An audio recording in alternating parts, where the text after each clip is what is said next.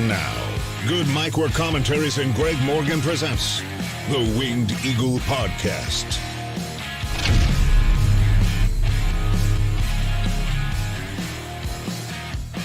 Happy Saturday once again, everyone. Welcome back to the channel. It feels good to be back for a Winged Eagle podcast, and this is going to be your Winged Eagle podcast for May 11th, 2024. Hope you guys are having a great weekend. I want to apologize for not having much content up here on the channel since Monday. I am in the middle of a just tumultuous week. It is so busy. It is so crazy. Attempted and wanted to get something up here earlier in the week. Wasn't able to do it, but we're here now with a lot of talk to talk about this afternoon, and it's going to be a big weekend too for me in the restaurant business because tomorrow is Mother's Day, and I got another Armageddon day tomorrow. So I'm in a world of busy shit right now, but I still had plenty of time to prepare what we're going to talk about this afternoon because we have a lot of wrestling news, we have some wrestling results, and we have two big pay-per-views coming up, King and Queen of the Ring, and Double or Nothing for AEW and WWE respectively. So we're going to kind of talk about how those cards are shaping up, everything going on right now in AEW with Swerve, everything going on in WWE right now with the Bloodline and what we saw last night on SmackDown and the expected soon debut of Jacob Fatu at some point. And I've got some theories as to what Paul Heyman might be up to with the Bloodline based on what we saw last night. We also have a lot of King of the Ring action, King and Queen of the Ring, first round action to report on SmackDown, and those brackets are looking very, very interesting. So I think that we are in for, even though injuries have really plagued the first round for the men and the women, I still think this tournament is shaping up really nice, and it's going to give us not only some cool quarter and semifinal matches, but the final in Saudi Arabia should be pretty fun. We're also going to talk about WWE's extension with the new USA Network to run Raw through 2024 before they begin their Netflix deal in 2025. We're going to talk about the NBA rights deal, which is currently, I guess the ball, so to speak, is in Warner Brothers Discovery's court because they now need to match what NBC Universal has offered, or they are going to lose the NBA. And if they do, I actually think that will bode well for AEW. So as a wrestling fan, I'm kind of hoping NBA bounces. We'll talk about that. We've got some updates on some injuries and possibly retirements with Chuck Taylor and Wheeler Yuta. We're going to talk about Triple H's scrum comments from Backlash and some of the things that happened there. Also, the Sky Blue fan incident that took place after Dynamite, I believe, in the Ring of Honor tapings on Wednesday. We'll talk a little bit about that. And like I said, we'll run through a little bit of Dynamite, not all of it. We'll run through a little bit of SmackDown, but not all of it. We'll preview the cards for King and Queen of the Ring and for Double or Nothing. And we will talk about the match that we're going to be getting in Saudi Arabia that we learned last night, Cody Rhodes and Logan Paul. Right off the bat, I want to know what y'all think about that. How do you feel about that? Is it too soon? Is it too soon to do that one? I personally think it is, and it's not at the same time. With Saudi Arabia, just put anything on this show, and I'm fine with it. But we talked about prior to Backlash, what the deal with Cody and AJ was going to be. And it felt like to me that was a one-off. And we don't see too many one-offs that often these days, but I felt like Cody and AJ could just wrestle one time based on the finish that we saw on Backlash, which means Cody's going to have a completely different opponent for Saudi Arabia or Clash at the Castle coming up, and he's currently not really feuding with anybody. So WWE basically pulled an AEW. This is something that AEW kind of frequently does or often does and is somewhat common there, where they'll say, just randomly, let's take this great wrestler and this great wrestler and go out there and have a pay-per-view match. That's kind of what they're doing here. But I got to say, I'm at least intrigued by it. I think Cody and Logan should be able to tear the house down. Logan was put right, at the forefront against Roman Reigns as well on that Saudi show, a year or so ago. And now with Cody and Logan setting up for a match, which I believe, based on what we could ascertain last night and what's listed on WWE's website, this doesn't appear to be a title match. This is just a champion versus champion match with no belts on the line. And that's kind of weird why there would be no titles on the line at all. I can understand maybe not wanting either guy to drop the belts right now or give a loss to the other, but then why do the match? So I'm not sure what to expect there, but I feel like we could get some bloodline involvement in Cody and Logan Paul, or maybe they're saving Cody and Logan for where the Uncle Howdy shit debuts. That would be a good way to, get out of that match without having to do a finish, to have Uncle Howdy show up, or the Wyatt Six, or whatever the hell they're doing there, because the QR codes are continuing to appear on television. And the one they ran last night, I think it took you to a video and it said like, soon you will understand, or something like that. So it feels like we're getting closer and closer to whatever this character gimmick or faction is going to be. We're getting closer and closer to that debut. I feel like it would be hard to maybe keep that under wraps in Saudi Arabia. People are going to see Eric Rowan there, or Bo Dallas or something. It's going to be really hard for those guys to hide themselves. But if you wanted to have some sort of an interference there, that's one way I guess you could get out of the match. Otherwise, I think WWE's just throwing this one on the card to give us a good big attraction match in Saudi Arabia, which does happen to be the case when they go over there now. Because when that deal was first struck, remember, they were all kind of like glorified house shows. You know, the greatest Royal Rumble, let's just get a guy that looks like Yokozuna, the royal family, or the king or prince won't know the difference, that type of thing. Then they started knowing the difference. Then they started demanding, hey, we want real shit happening. And then WWE decided they could no longer phone these shows in, and they started having title matches and title changes take place in Saudi. So now you're guaranteed to at least get a good looking card, even though if it kind of is thrown together quickly, or this is a match that we didn't really see coming yet. I think Cody and Logan definitely could have a showdown down the road. I'm just surprised it was really this soon. But you got some time to kill. You got this gap between Money in the Bank and SummerSlam, and when big things are going to be happening there. Then we're going to be taking things into Survivor Series, and the next thing you know, it's Rumble time again. So this might be the only place to do Cody and Logan Paul, is to give it to the Saudi Arabia audience, and I think the match is going to be a lot of fun. Just not sure with a champion versus champion deal.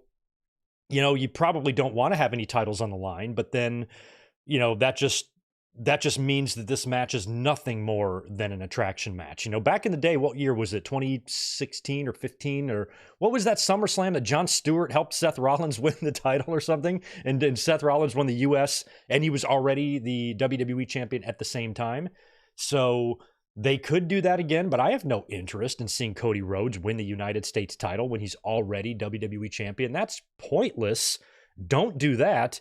And certainly we're not going to be taking the belt off of Cody Rhodes yet either. So I feel like the championship reigns of both men obviously are going to stay intact, but do we even go as far as getting a finish? Do you want to pin one of your champions? Sound off in the chat. Let me know what you guys think about that. We will be talking about SmackDown a little bit later on.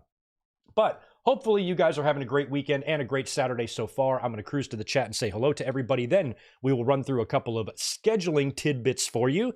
And then we'll start with with the wrestling news. And I think we're going to kick things off with the WWE extending their deal with USA Network for Monday Night Raw. So good to see everybody in here. All sports are scripted.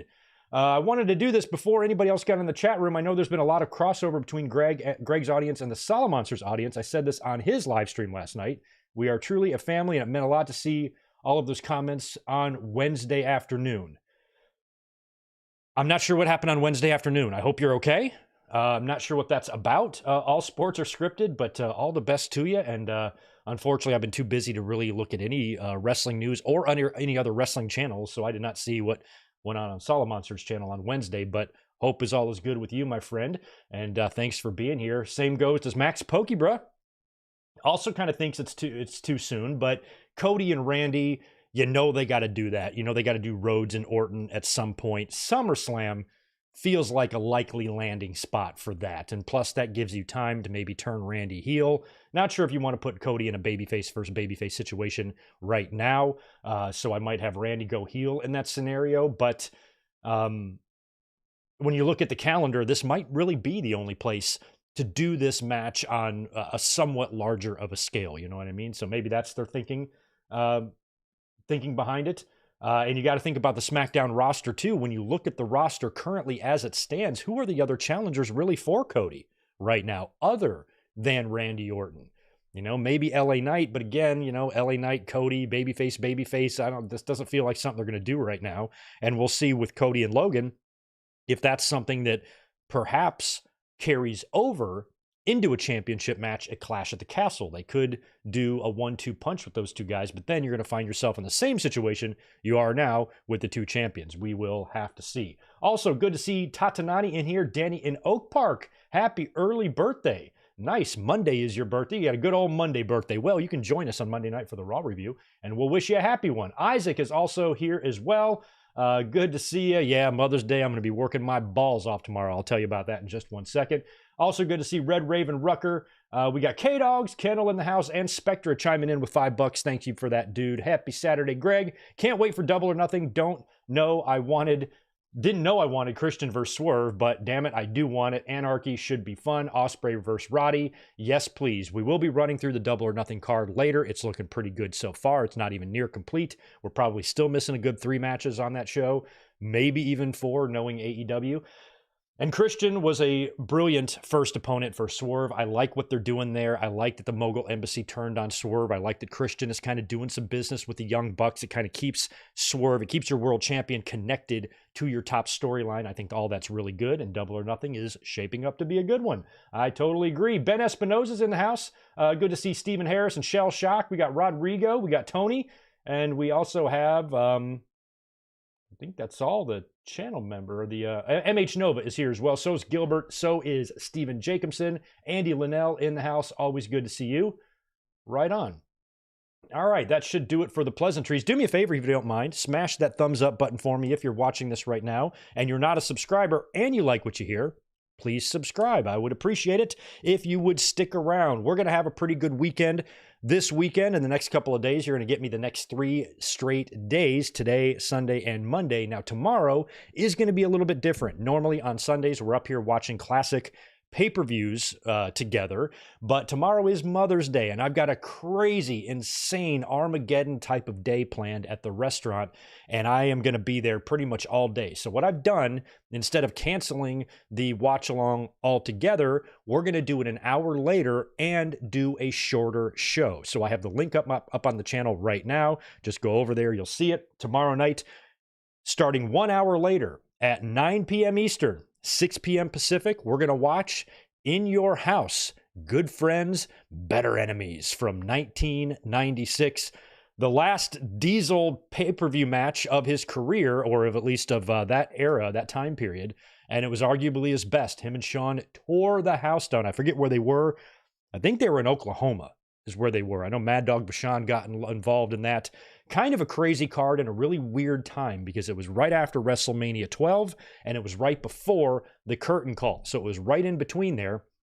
And Razor Ramon was busy serving out a suspension. He was off TV, not used at all, but they brought him back for the pay-per-view so he could do the job to Vader. And then, of course, Diesel had to put over Shawn on his way out the door. So it's an interesting show. It's less than 2 hours long, and we're going to watch that one tomorrow. That way the watch-along isn't going any later than it normally is, with us still trying to squeeze in a 3-hour pay-per-view. We're just going to do an In Your House tomorrow since I'm going to be busy. So join us for that. 1 hour later tomorrow evening. It's going to be fun. Also, we will be here on Monday after Raw for a Raw review because we've got more King of the Ring matches happening and there's going to be some good ones on Monday night. So we'll be here to review all of that on Monday. And yesterday, a video dropped on YouTube, an interview with me and Tom Talks Rubbish, or on Tom Talks Rubbish. That's the way I should have worded that.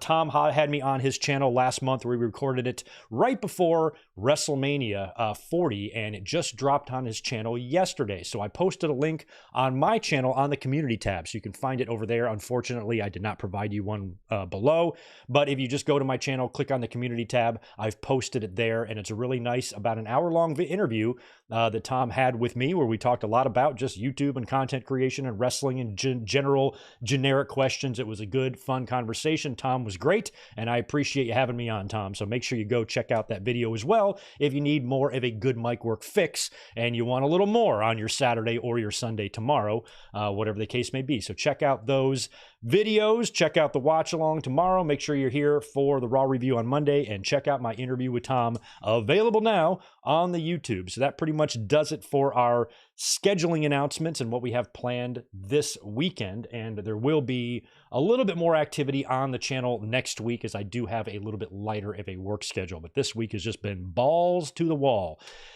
And I got a feeling it's going to be like that all summer, but we're going to be here working through all of it. That's what we do. That's what we do up in here. So anyway, let's get into some wrestling news first. We're going to talk about some of this before we get into the Dynamites and the SmackDowns and whatnot, because we have some interesting news to talk about. Number one, we have all been wondering for a while, ever since WWE announced last year that Monday Night Raw would be moving to Netflix in 2025. They would be starting in Netflix in 2025. And that news alone is huge because, number one, the amount of money they got for that rights deal is just fucking off the charts. But also, it's going to a streaming platform, which means, theoretically, no more commercials, no more bleeping the curse words. They should be able to let their balls hang out on Netflix. So I'm looking forward to what a WWE Raw will look like on Netflix. And I hope this begins the eventual trend to just put everything we consume on streaming platforms, because who the hell needs cable and who needs to keep track of ratings and shit like that? Just put it all on streaming platforms and we can all live happily ever after, right? So Raw going to Netflix is crazy. It's the first time WWE Raw has left cable in 31 years, or however long Monday Night Raw's been going on. And it's huge. And I'm really excited to see what that looks like. The problem is that starts in January 2025. WWE's deal with the USA Network runs through October, or ends in early October of this year. So they had about a 3-month gap there that they needed to find a home for Monday Night Raw or extend the deal with USA Network.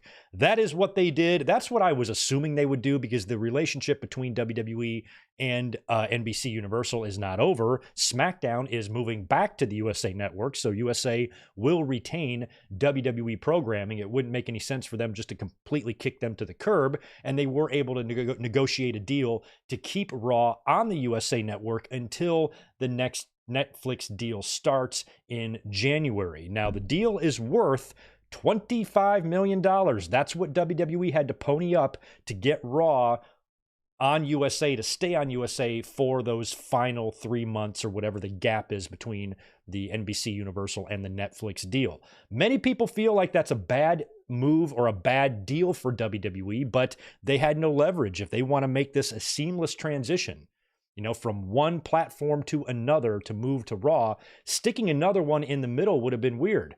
All right, Raw is over on the USA Network. Now you're going to go to FX for 3 months, and then you're going to go to Netflix. It would have been too much, so I think it was in WWE's best interest just to try to stay on the USA Network until the Netflix deal takes effect. That's what they worked out. That's what they've negotiated, and the deal is done. So we don't have to worry about that anymore. We will have Raw all the way through 2024. USA Network also announced that SmackDown will be debuting on the network a little bit earlier than expected. Their deal with Fox is over in October, but they were planning on bumping SmackDown to FS1 to make room for some college football in September. So USA Network has agreed to take SmackDown on early, and they're going to start and debut on on the USA Network on September 13th. So September 13th will begin SmackDown on the USA Network, and we will have Raw and SmackDown both on the USA Network together again through the end of the year, and then Raw will jump to Netflix. So landscape is changing kind of around the WWE, but I'm kind of excited for these changes. I was never really a big fan of WWE on the Fox network. I mean, yes, it was a big network for them, huge audience that they had there, and a lot of co-promotion. I thought that was great, but a lot of times I thought WWE's content and their programming on SmackDown was done a little bit more to relate to that Fox crowd, some outside eyeballs that might be watching type of thing. That's where you're getting your, super long 30-minute, 40-minute long Bloodline segments and things like that. That was like the platform they were using to showcase those type of segments. And I felt like that was done for the huge, large Fox audience, and a lot of people who watch Fox or might be watching a game that came on before SmackDown or whatever, that just sees wrestling outside eyeballs is always what I felt like who WWE tries to impress as much as they can. So I'm not really that sad that they're leaving Fox, going back to a familiar home on the USA Network. And like I said, Raw going to Netflix is just intriguing to me. I'm just curious how that's going to look. I'm curious how the shows are going to be structured, and having a 3-hour Monday Night Raw show every week that, unless I'm crazy, doesn't have commercials, unless they're going to try to incorporate these in there somehow. But I've never watched anything on Netflix that's had commercials. I mean, obviously you have some ads, and Netflix might have different tiers in terms of how many ads you see, but I'm going to pay through the nose to get as little ads as I can. So I don't even know how that's going to work, or what kind of gaps we're going to see, or if it's going to be like Peacock, on those pay-per-views. People who don't have the premium watch an ad where the rest of us might watch a video package for a wrestler. So I'm curious if it's going to be structured out that way somehow. It's just going to be interesting. It's just going to be interesting. And 2025, 32 years after Raw debuted on the USA Network, moving to the interwebs is just crazy, and I'm kind of excited for it. So this is interesting news on WWE's side of things, and it's good news because now at least we have some answers. Not that I was really worried about where Raw was going to be. I knew WWE would figure something out. They wouldn't have made the Netflix deal to start in 2025 if they were concerned or worried that they wouldn't be able to figure out that gap. So I don't think it was really a big concern in WWE land, nor was it in mine. And even if they did have to temporarily move Raw to a different home, we'd find it. We're smart people. We know how to do it. We know how to work the interwebs. We got fingers and mouses, and we can click shit. So wouldn't have been that hard, but it's kind of a relief to know that we at least don't really have to worry about that.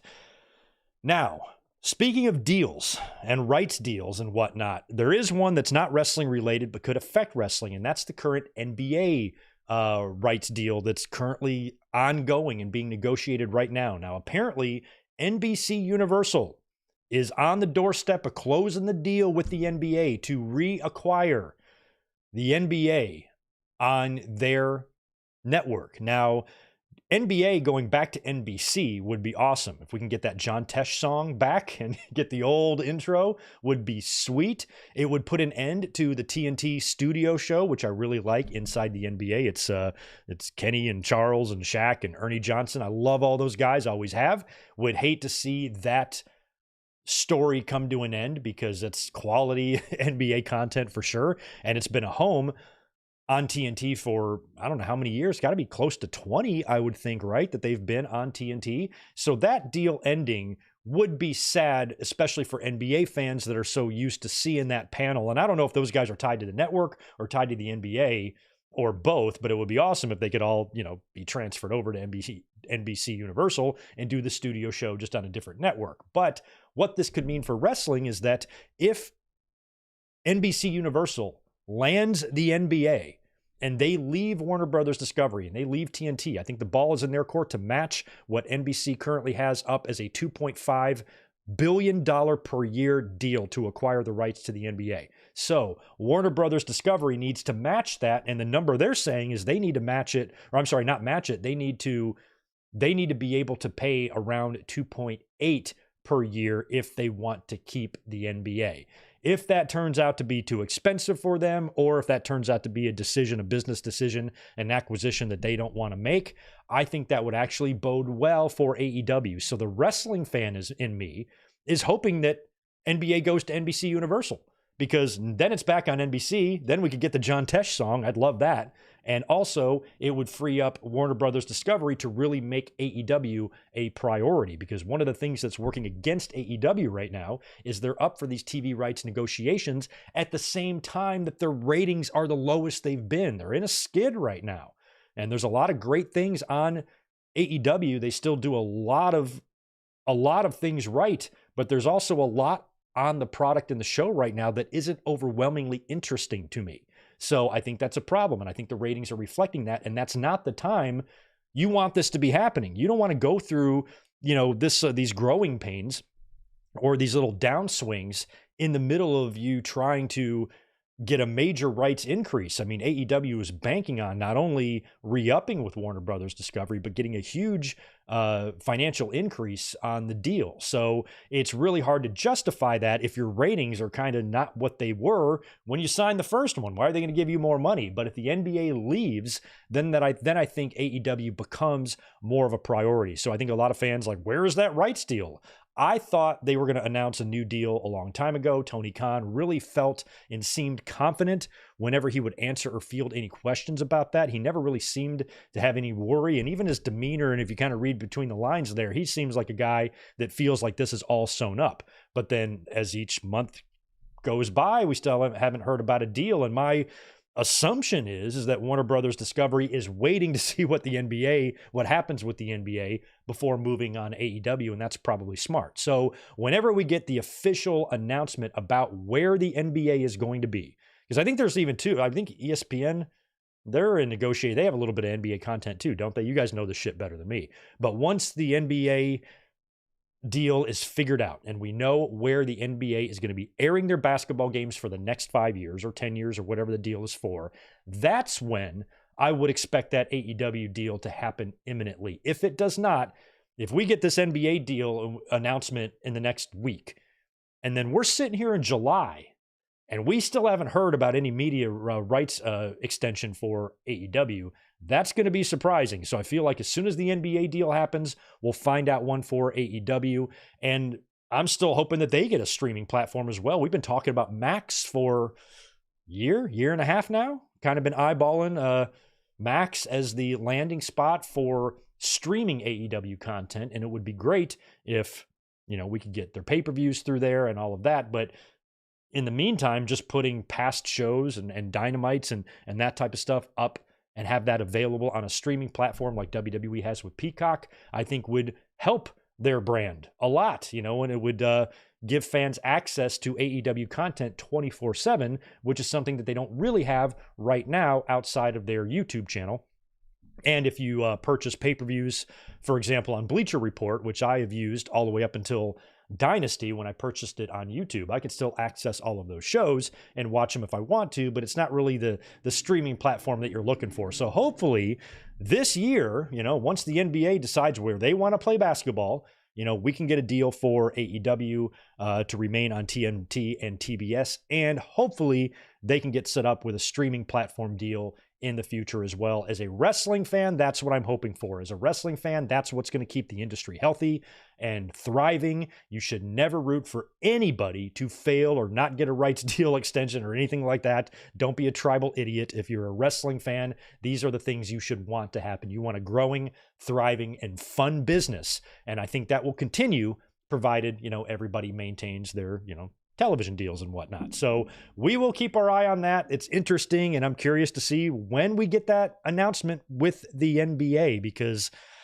you got to think they can't drag their feet forever on this. We should know the answer to this in the next few days, right? So we will see where it goes, but I'm ready to get, I don't even know the name of the song. All I know is John Tesh wrote it, but that great NBA on NBC theme that Tony Khan briefly used. He even bought the rights to that, and he was using it for Rampage, remember? A couple of years ago. So we'll see and keep our eye on all of that. Sticking on the subject of AEW, we want to wish the best to Chuck Taylor. Chuck Taylor apparently might have to retire. We saw him in that parking lot brawl kind of blow-off match that he had with Trent. He hadn't really been featured on TV or been in the ring in quite some time, and then they kind of booked this match. Then we heard after the match that he was injured, but it was a brutal ass match. They had doctors and EMTs attending to Chuck, I think, right after the parking lot brawl. So at first you weren't sure if it was kayfabe or not. And then as it turns out, apparently Chuck has been aware and known about this potentially career-threatening injury for quite some time and wanted to have this match in case it's his last. Here's what Fightful Select reported on this week. Recently, Trent split from the Best Friends, and it was revealed that Taylor's injuries have kept him sidelined may be career-ending. On the Fightful Select Discord, we revealed that this isn't just kayfabe, and there are no plans for Chuck Taylor to wrestle again at the moment. However, we've learned more. Taylor had his first match in 6 months in April on an April edition of AEW Rampage against Trent in a parking lot brawl. And we're told he was well aware of the extent of his injuries at that point. Sources on the roster said that Chuck wanted to have the match as it could have been his last. In addition, Sean Ross Sapp has learned that Chuck Taylor has been training as a coach/producer for months. Rocky Romero also spoke to us about Chuck and the domino effect with Trent, saying, he's been good for so long. Some of my favorite work that he's done was when he was in PWG. The parking lot brawls the best friends have done have been iconic in AEW. They have. I was kind of hoping for a Sue appearance, another one, because I think she's mad at Trent. But it's unfortunate to not see Chuck be able to do even more.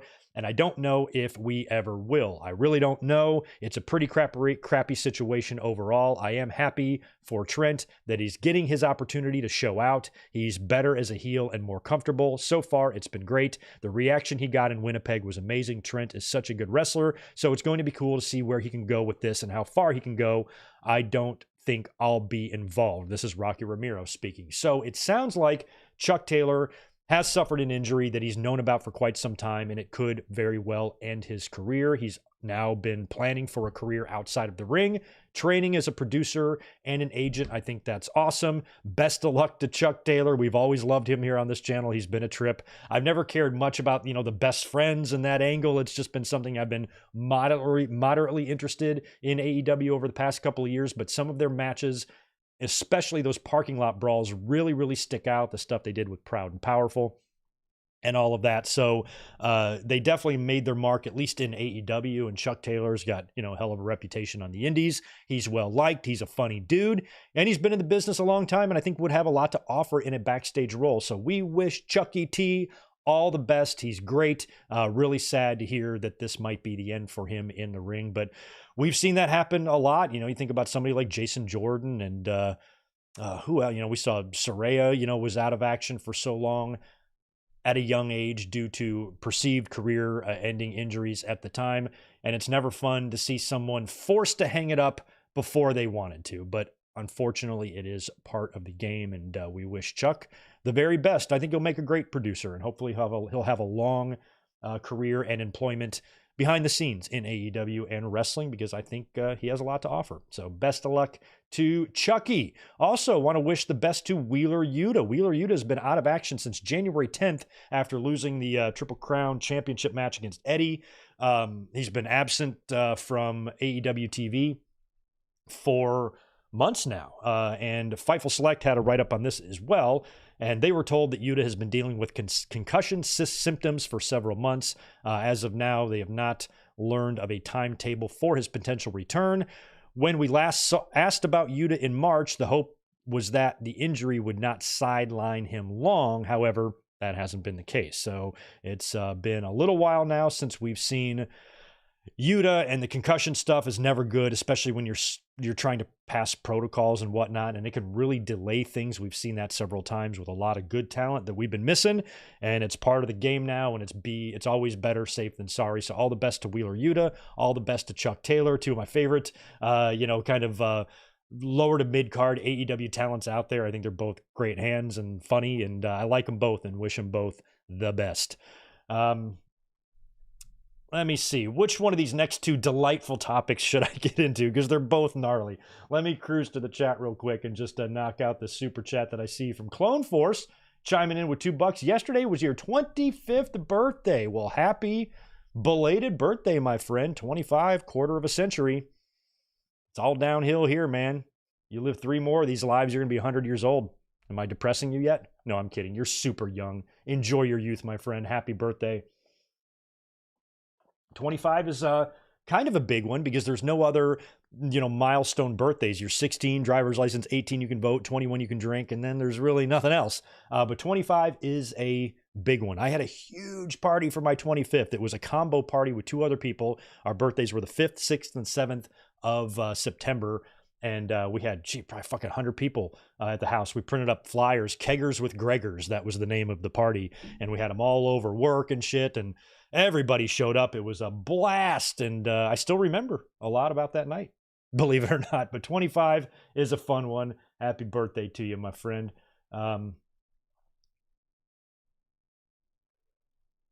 Yeah, thank you for that, Superman Bass Fisher. C3 and C4 vertebrae. Is that what we're talking about with Chuck?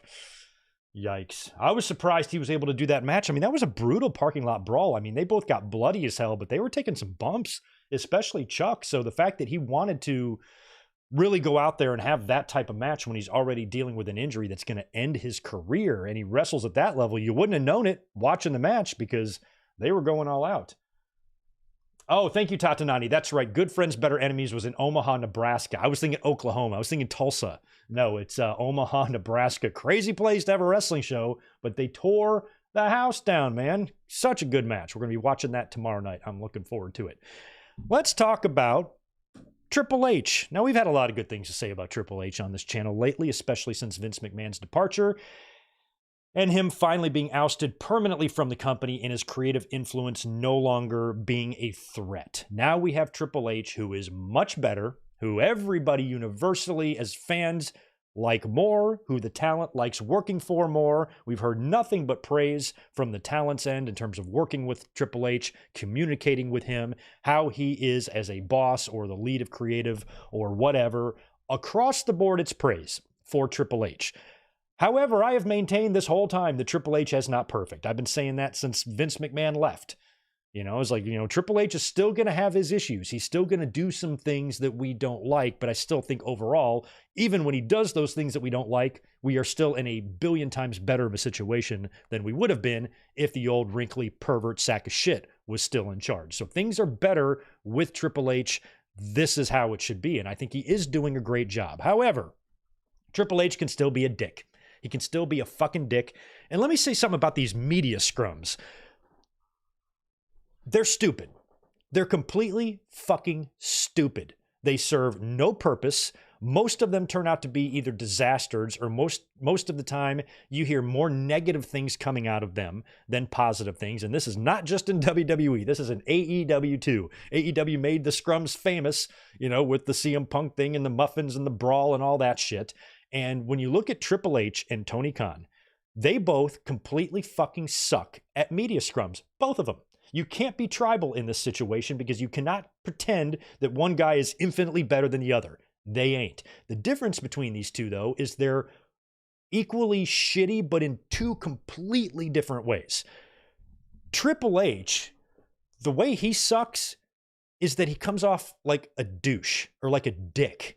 The way he responded to that fan, who asked a question, and whenever he's asked anything about that has consequence, anything serious, the Janelle Grant allegations or a sketchy release or sexual harassment, I just like to focus on the positives. That's all I want to do, focus on the positives, and I'm just deflecting. And what do you think the point of these media scrums are? You're granting people access to come there. They should be able to ask questions that people want the answers to. Instead, both companies really, but especially WWE, they're even worse. They treat it just like as a victory lap. Let's just come out there and bask in the greatness that is us. And we'll fucking allow a bunch of marks to come in and sit down and ask questions. And all we want to be asked about is, how does it feel to sell out another pay-per-view in this town? Or what was it like when you watched Cody Rhodes win the title? They just want to stroke themselves off in front of everybody. That's the point of these scrums. But you're still trying to grant legitimate media access. One of the reasons why I haven't gone to one of these things is because I don't want to be talked to like I'm a piece of shit by somebody I'm asking a question to. And plus, I'm not media, but they're letting content creators in. They're letting content creators with a fraction of the following that I have come into these things and ask questions. Why? I know why, because, they're hoping that they're going to get just easily softball lobbed up questions. And props to the fella. I think his name was Lucas, who asked about Drew Gulak. And props to, I forgot what pay-per-view it was. It was Cam Hawkins and might have been Pollock. I can't remember. A couple of journalists that we know and follow and talk to here, or writers or content creators, ask some hard questions. And I'm like, good, I'm glad this is starting to happen. But then again, WWE doesn't want that. And the guy that asked about Drew Gulak at the Backlash presser, he was told by some WWE representative that that was a stupid thing to do. That was a dumb thing to do. A dumb thing to ask. Well, what's then just say it's kayfabe. If this is what you want, then bring in pretend journalists. get a bunch of your NXT talent that nobody's seen yet. I mean, super early developmental guys, the ones you signed last week that nobody's even laid eyes on yet. Put little outfits on them, give them little tape recorders, and put them in the front row, and they can ask your bullshit questions. But every time they're pressed with anything, especially Triple H, it's not even like, when Tony Khan had that interview with Ariel Helwani, and Helwani was really pissed because it was a frustrating interview because Tony Khan couldn't answer everything. And a lot of times, even in the AEW scrums, if Tony Khan is asked about CM Punk, what does he say? There's an ongoing legal battle right now, and we have NDAs or lawyers or whatever. There are things I just cannot talk about. He doesn't say, oh, I just want to talk about the positives. No, he's like, look, I just can't talk about that. And so Triple H, why didn't he just say that? Why didn't he just say, look, there's just some things we can't really talk about here or whatever. But instead, he decides to act like an asshole and he almost like takes offense. You see what I mean about the difference? Tony Khan might dance around the question and not give you the answer you want, of course, which can be frustrating, but he at least acknowledges the question was asked. I appreciate the question. Unfortunately, due to, legal things behind the scenes, I'm unable to properly answer that for you. I'm sorry. Triple H acts offended. Why would you ask me that? Because this is my fucking job. That's why. And we want to know what's going on with Drew Gulak. But instead, he's like, and the fella, poor guy, shouldn't have done this. I wouldn't have done this. He made the mistake of mentioning PW Insider and our friends at Fightful. And of course, Triple H's first response is, first thing you should do is get some credible sources. Oh, fuck me. Well, these are the same websites we all go to. I don't read too much of PW Insider, but they have been a credible source a couple of times. But Fightful is the industry leader. No two ways about it. SAP is the new Meltzer. It's the way it is. And they are very credible and they get credentialed. And WWE has a good relationship with them already. And they all get tons of interviews. And the wrestlers are very, giving and engaging. They got plenty of sources. They have a good relationship that's visible to us as fans. So I think Triple H's knee-jerk reaction because all he heard, I don't think he really heard PW Insider Fightful. He heard fans on the internet read, and that has always been a trigger for Triple H, always. So he makes that comment, and of course, Fightful and Sean and those guys, they've got like this crazy pocket of like insane haters. These are just off the wall, unhinged, fucking maniacs. And as soon as Triple H said that, that is it. They don't need to hear anymore. They don't need to hear that it's bullshit. They don't need to hear that the WWE apologize. They don't need to hear the Triple H apologize. They don't need to hear cheese was sent. They got what they needed out of that, and they were going to run with it. And then when WWE issues an immediate apology within the hour, nope, they didn't apologize. Nope, it's just like blah, blah, blah, blah, blah, blah, blah. They don't want to hear it. They took that as shade at Fightful, which, enhances their belief that they're a rinky-dink fucking operation and all this stuff. It's just really, really intense hate. So I'm like, oh my God, these poor people over there at Fightful got to deal with this. So WWE apologized, made it right. And of course, the fans, oh, he faked it. Just get over yourself. If you're one of those people that has like crazy hate for those guys, I don't understand. They're just a goddamn wrestling website. They do good work. We use them as a source here on this channel frequently. They're one of my go-to sources for news, and I actually report and chat and discuss news with you guys as a job. So if they were doing shitty work, guess what? I wouldn't be using them. And on top of that, Triple H,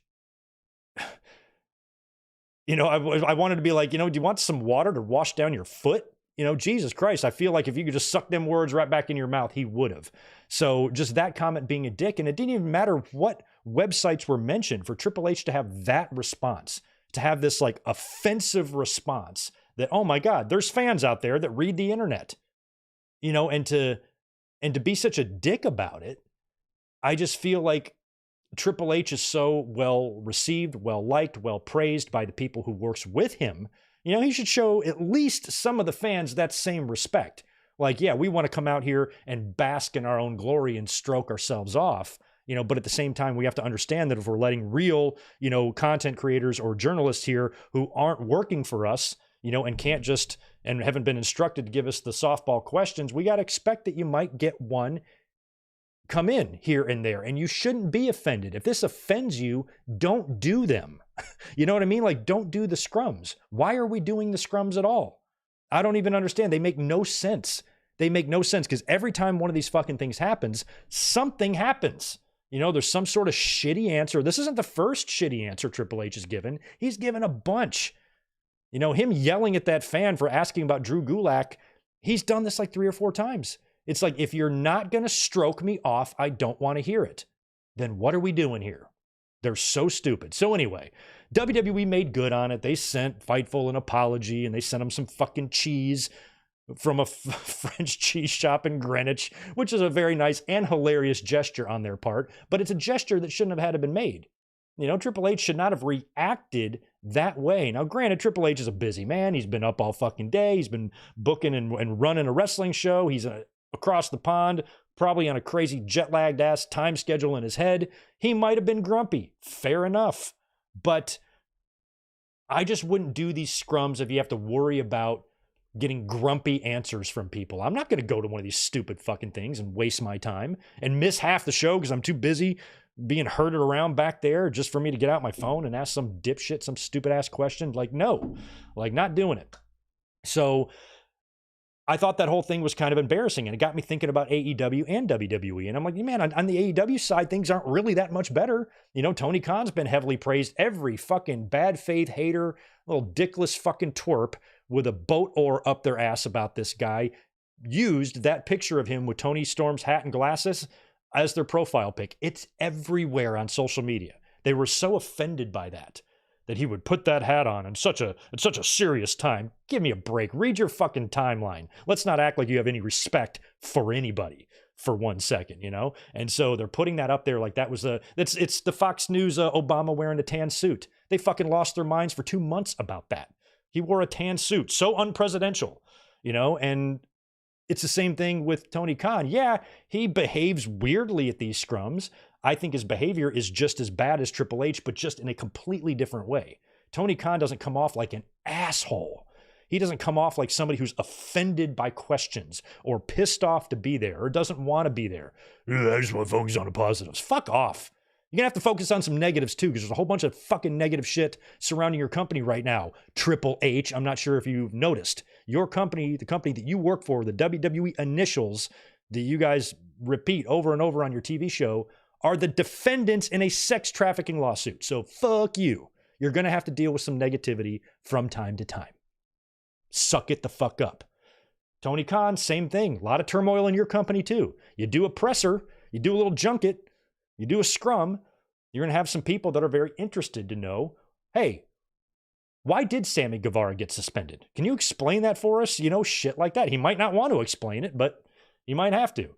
Oh, yeah, well, Mercedes came in and we wanted to give her a break from the guy who said he wanted to R-word her on a podcast 5 years ago. Who knows? You know, who knows? So there's a lot of things that the fans behind the scenes have always wanted to know. If they would have done these pressers, if they would, Triple H, you know, I'd like to say this to him, if they would have done a scrum on the same night of the curtain call and everybody's asking Vince, why did Triple H come out there and hug, why did Triple H, the heel, come out and hug Shawn, the babyface?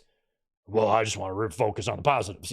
You know, like sometimes behind the scenes shit is interesting and you're going to hear about it. And Ronda Rousey came out in those comments and said that Drew Gulak pulled her sweatpants string or whatever. This isn't the website. It's not PW Insider or Fightful's fault. It came from Ronda. Ronda's the one that said this. You know, so the fan just bringing up the website names like triggered Triple H, and I think that's really stupid because it's a valid question. It's a question that needs to be asked. What's the deal with that? The fans might have it wrong, and Triple H did answer. He said Drew Gulak's contract was not renewed. So I guess it's just an incredible coincidence that Ronda's comments kind of coincided with Gulak's contract coming up.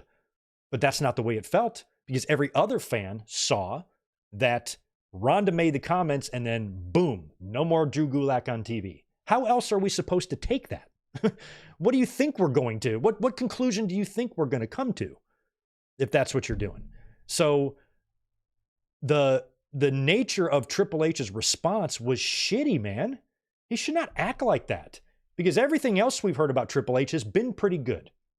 terms of how he runs things, how he manages that roster, how he makes time for people, how he communicates, how he cares about story, how he cares about, a little bit more creative continuity, things like that are all great. Everybody loves Triple H. Wish he could be a little better at these. Wish Tony Khan could be a little bit better at these. And I have a really good solution for both companies. Stop doing your media scrums. There's a lot of other things you can do post-show to take a victory lap. Back in the day, WWE used to do kind of like a free-for-all, but a post-show free-for-all type of thing where they'd have a couple of backstage interviews and that type of thing, and you can keep all that in kayfabe, and then you can still boast your crap. You can still cut to the announce booth with Cole and whoever there as the fans are filing out. What a night, Corey. What'd you think? What was your favorite match? And we're hearing word right now from WWE officials that we have shattered the gate for tonight and things like that. You could just do it right there on the post-show.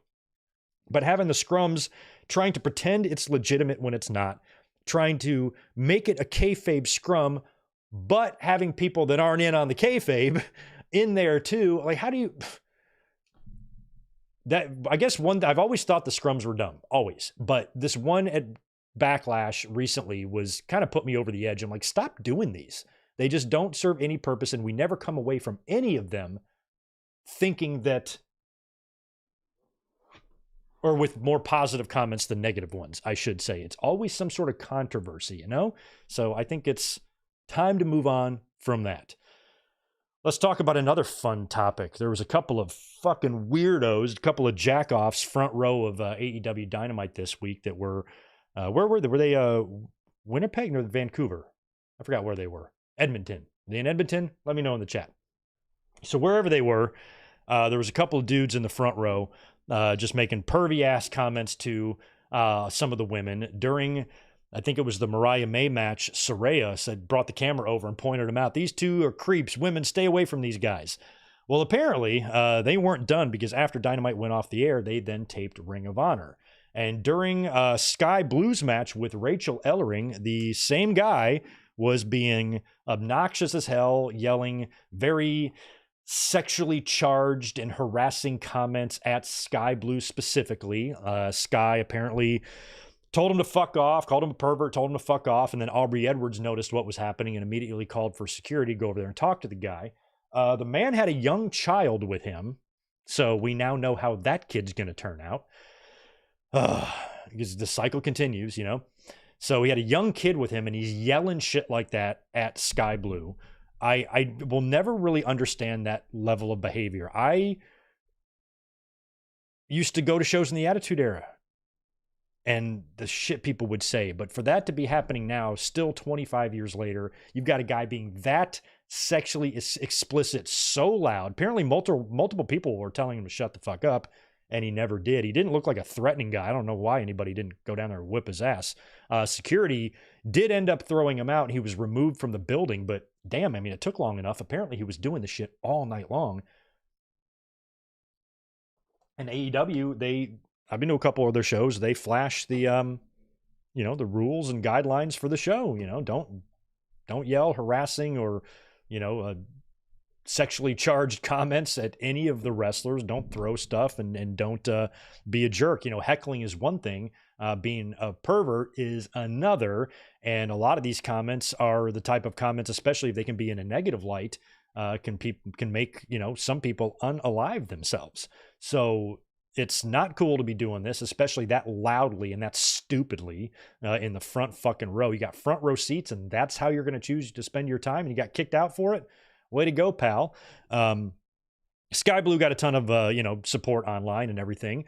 And people were, rushing her to her defense and shaming these guys. Shout out to Alex, Queen of the Ring, who had a really long, Twitch stream, really opening up and with her vulnerability and maybe experiences that she's had with this type of stuff. And I think this really does dredge up a lot of feelings, especially in women who've had to deal with this shit their whole lives. Now, to be completely fair here as well, one thing you have to remember about the culture that wrestling has created, back 25 years ago, this wouldn't have been weird at all. Because I was in the crowd. Poor Sky Blue wasn't even born. It's not her fault. She got born into a fucked up business. But we had that time period there in the 90s where sex was such a huge part of the show. ECW really got the ball rolling with it and they had some crazy stuff going on. And then the Nitro girls, and then WWE with the Sunnies and the Sables, and a lot of the stuff was Vince's own perversion. When you see this lawsuit and then you think back about the story about how Sable got hired, you're just like, God, what a gross business, man. What a gross business. I mean, I don't people freaking out over that Tony Weinstein or Harvey Weinstein comment that Tony Khan made. It's not really that far-fetched. Imagine if you're a hater, and Tony Khan, if you're a Tony Khan hater, imagine he gets accused of this. What are you going to call him? You're going to call him Harvey Weinstein. Yes, you are. It's going to be all over your timeline, so don't act offended now. So when you really think about how gross some of that is, Vince McMahon brought in a new wrestler to sign. He happens to bring his wife with him, and all of a sudden Vince, who's putting his name down on paper to pay this dude a ton of money, can't even keep his eyes off his wife. Oh, let's sign her too, and then bra and panty matches. And every time the women are out there, they're out there in bra and panty matches, puppies. Jerry Lawler's entire commentary shtick was talking about how he wanted to fuck women 30 years younger than him.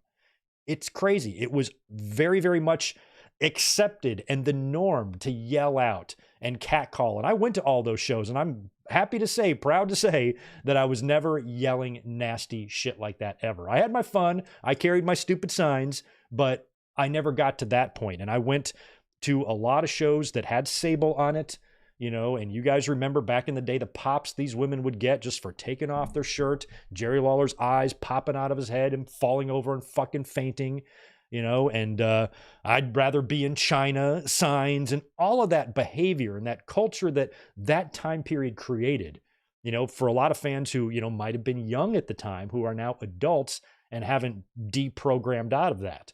On a smaller scale, you can look at examples like Jim Ross, who sometimes will say some shit on commentary that he's been called out for. And it's because he's old and he's from a time when that was fine and he hasn't kept up with the times. And sometimes you can use that. It actually is a valid excuse. I will, even if it doesn't make it better or anything like that. But, you have to understand he's old and he's dumb and maybe he's not quite as dialed into, modern society, modern things that are appropriate in society as the rest of us are. So sometimes you can kind of chalk that up. But a fan, buying a ticket, don't give me this, you buy a ticket, you can do whatever you want. No, the fuck you can't. Buying your ticket gets your dumb, crusty ass in the door, and that's it. You sit in your seat, you enjoy the show, you have a good time, you have a few beers, you cheer for your favorites, you boo the ones you hate, you can heckle a little bit, you can laugh, you can scream, whatever you want to do. Don't be a weird, perverted, sexually harassing prick. That shouldn't have to be spelled out on the Tron.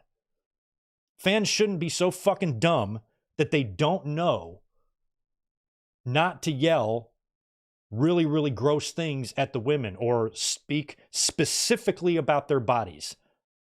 Yelling that in front of gobs and gobs of people. Say what you want in your head. Nobody can hear that, thank God.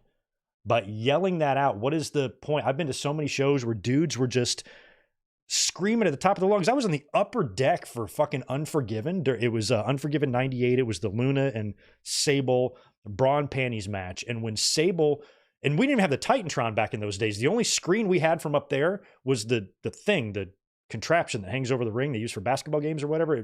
You had that to see. And when Sable took off her evening gown and she was in her bra and panties, we are 300 yards away, it felt like, from where this is happening. And there's a dude 2 rows behind me that is losing his mind.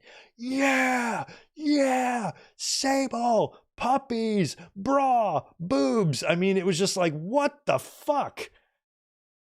But that was like 1998. That's kind of the reaction that WWE wanted from the audience. I mean, Stacey Carter flashed her little titties out on Armageddon, remember? The bubble wrap bikini she had at the Royal Rumble and all these things. These are the things, this is the culture WWE created, really, and pro wrestling did in those times that I still think lingers in wrestling fans. And it's going to be a long time before we really fully wash that out. Because what's happening, as you saw on the show, that asshole had a kid with him.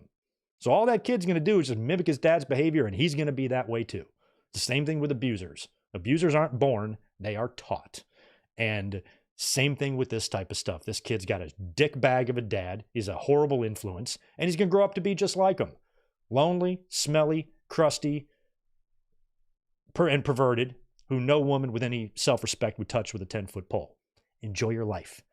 So I think, on one hand, we shouldn't be too surprised that this stuff exists, like a lot of people freaking out, the Me Too movement and all that stuff, really, I think help get the ball rolling of saying, okay, a lot of this shit is just not fucking acceptable anymore, but you're still seeing instances of this stuff happening.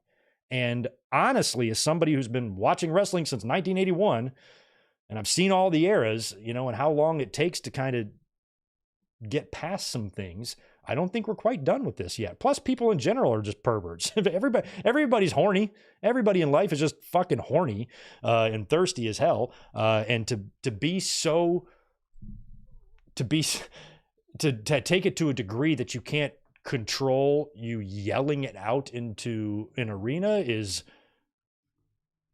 a really disturbing mental issue, I guess. So I think these things are probably still going to happen. I do like that we are getting to the point where when it does, people are called out.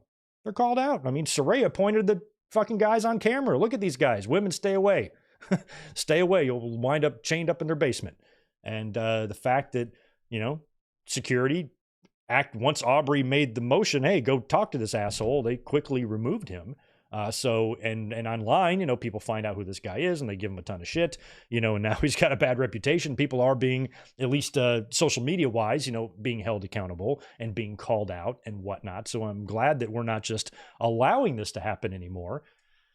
But, when you're a female athlete and you're coming, you're 20 years removed from a really, really sexual time period in the business, I'm not really that surprised that you're going to get some creeps every now and then. I feel like it would be weird if you didn't, to be honest. So we love Sky Blue. We think she does a great job. She's been fun to watch improve and fun to watch grow as a performer. And it's a shame she had to deal with this, especially because she is so young and she was born into this, without any say in how it used to be. So she's now dealing with the repercussions, of a culture that was created 25 years ago. And I think a lot of the talent who come into this business with the best of intentions, think about somebody who like little Izzy, who's now wrestling, she grew up idolizing Bailey and stuff. And when she was a little kid, I'm like, oh, it's gonna be fun to watch her grow up. And if she gets into wrestling and she's, you think of her as just kind of like an innocent kid, that wasn't inspired by pro wrestling. Bra and panty matches weren't inspiring her. Bailey and her work and her character and believing in her, that's what inspired this kid. And so the kids now, like the Izzies and whatnot, who might be entering their 20s now, luckily for them, they've been inspired by a little bit better of a generation in terms of, how the business was portrayed in the type of content that we see every week, in terms of the, explicit nature of it and whatnot. So I think we're getting a lot of wholesome, innocent fans growing into wrestlers that are now having to deal with the aftermath of the Attitude Era and just the horny, pervy nature in society anyway during those times. And eventually you're going to have one of those apples that's just a little bit too extra rotten. And I think that's what happened here. And I'm glad that it was dealt with. And hopefully everybody can just move past this. And men, stop doing this shit. It's not cool. If you're going to wrestling shows screaming, how much you want to motorboat some girl or something, no, there's no women in that arena that are finding that charming. That's not going to score you a date. It's going to make women run in the other direction from you. Be cool, man. Like, imagine how weird and how sucky you must be, where just being cool is impossible. Completely impossible just for you to be cool. That's all they ask. I mean, that's what AEW needs instead of that stupid, list of rules that they flash, don't do this and don't do that. Just put be cool. Just be cool. That's should be universally understood. Oh my God. So anyway, that happened this week. So that kind of wraps it up for the news and the discussion. I kind of wanted to spend some time on those topics since the news wasn't too heavy. And I'm like, oh, we could probably get some meat out of the Sky Blue and the Triple H Scrum comments for sure. So thought we would play around with that this week. And we will move on to some Dynamite highlights next. Plus, we want to run through what we're going to see on Collision tonight because it looks like a big card with one super interesting match with a guy that I didn't even know existed. We'll talk about that in one moment. Let me go back to the chat, give myself a little refresh here so I can see all y'all. By the way, if you have not smashed the thumbs up, now would be a good time while I'm going through here. Let's see. Oh, hopefully I didn't. Let me know if I miss anybody. But the next super chat I see, since I just made the mistake of refreshing my chat, it was from Rodrigo. $2. Thank you, my friend. Let HBK or Nick Khan do the media scrum from now on. They're not going to be any better, man. It's all about them controlling their narrative. That's the whole point of the media scrum. So no matter who's doing them, the answers are going to kind of be the same. But Triple H just has like an extra dickish tone to him that I think HBK or Nick Khan would probably do better with, but I don't think it's pointless. The scrums are pointless. And too many times in both companies now, we've seen controversies come out of these scrums that don't really benefit the company in any way. So I think both companies need to stop doing them because they're stupid. They are stupid. We don't really watch them either. We go right into our reviews here after pay-per-views, and sometimes you guys eyeball the scrums, and if things start happening, we'll talk about it. But, otherwise, I don't watch them. They're dumb. They're boring. Spectra, appreciate the 5. Non-wrestling, but my family and I are discussing buying a bar and restaurant. Given your experience, do you have any advice in running it? Man, well, I would need more info, Spectra. I definitely have advice for you, but discussing buying a bar or restaurant, what kind of bar or restaurant? Where is this bar and restaurant at? What part of the country? You near a city? What would the clientele be? I guess it just depends on what kind of place. But just hire good, reliable people, people with a lot of restaurant experience and with a high priority to customer service is all I could really tell you. But if I knew more info, maybe I could help you out. But that's all I can give you for right now. Hashway, thanks for the 2. Hey, Starks and Wardlow are going to go to WWE. Thanks. You might be right. I know Starks. He's no longer with Big Bill. Big Bill's under the learning tree. Big ass Bill under this little ass tree, learning shit. So he's doing that. And we haven't seen Starks in a while. There has been talk of his contract coming up. He probably doesn't want to resign. I mean, this guy's friends with Cody. He was at the Royal Rumble, remember? WWE or fans made a big deal about that. So I think Ricky Starks could easily get hired. No problem whatsoever getting a job in WWE. So I wouldn't be surprised if he wants to go. Wardlow, I don't know his contract status, but after he joined up with Adam Cole and he targeted the AEW title, it didn't happen again for him. Now he feels like he's back in stall mode, and it kind of feels like the Undisputed Kingdom might be on the verge of, kind of crumbling as well, because I don't really know how you pick up that and resume that MJF stuff at this point. I'd like to see Adam Cole join the Elite, and I think they have made a few subtle hints to that on TV, so that's what I would do. When Adam Cole comes back, I'd put him in the Elite and make them a force. All right, right on. Okay, that should be it for the supers for now. Oh yeah, don't forget the HLAs and all that stuff from back in the day. Eric Bischoff and his hot lesbian action. My God. Crazy stuff back then, So we shouldn't be that surprised that creeps are still going to be coming to the shows. Let's talk quickly about AEW Dynamite this past Wednesday. I thought it was a fun show, pretty typical business from AEW, but still, as much as I like the Elite angle and everything going on there right now, the show is failing to really captivate my interest. Like, basically, I haven't found a Wednesday lately where I've really felt like it was can't miss. I felt like it was could easily miss and watch it later, and that's what I've been doing with Dynamite. But still, they're telling some stories. Now, we had the Best Friends implosion continues after the parking lot brawl that we just had. Now Orange Cassidy is going to be facing Trent, and he beat him with a roll-up, but then Beretta had a post-match attack on Cassidy and viciously attacked him, drove him on the stairs, and gave him a slingshot under the apron. So Orange Cassidy kind of came up on that steel bar there. And then Don Callis, who was on commentary for this whole thing, jumped off a headset to go kind of protect Orange Cassidy. And they have been teasing an alliance with Callis and OC, but I don't want to see that or need it. But looks like we're going to get that in some form. So we'll see what happens there. Also, we had Swerve Strickland responding to Christian from last week. Christian, was revealed as his Double or Nothing challenger. I think there was a post-match beatdown and all of that last week when Christian and Nick Wayne and Mama Wayne and Kill Switch beat down Swerve. So he's out there pretty pissed off. Calls out Christian Cage. Christian and family comes out to the stage, talks some shit, and they're about to get in the ring and attack Swerve. And then Swerve's like, I told you I didn't come alone. And in come the Mogul Embassy, Swerve's crew, to back him up. I like the swerve they did here because I didn't, no pun intended, I like the swerve they did here because I didn't see it coming. And just as Swerve is calling Christian and gang in the ring, you see Christian kind of give a little nod, to Cage, and Cage blasts Swerve from behind, and they turn on him. They beat the crap out of him. They put Swerve through a table.